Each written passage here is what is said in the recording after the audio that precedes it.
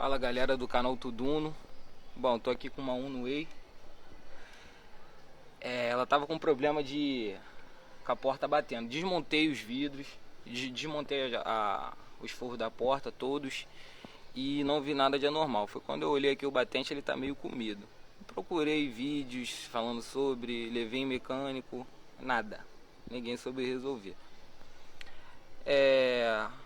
Comprei, resolvi troquei o da frente e realmente deu certo. Eu vou estar trocando aqui e mostrando pra vocês que realmente funciona. Agora já fora aqui a peça, essa aqui é a peça original do carro. Comprei uma paralela, não é original, Fiat. Vamos ver aí quanto tempo ela aguenta.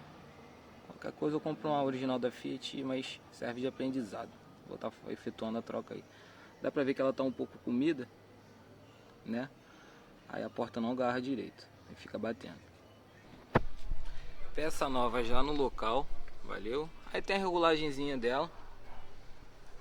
Aí tu vai fechando a porta e vai vendo, né? Qual dela vai ser melhor. Ferramenta que eu só usei a chave Allen mesmo. Nesse carro aqui é a chave Allen. E é isso, galera. Espero que vocês tenham gostado aí. E qualquer coisa é só perguntar nos comentários. Valeu!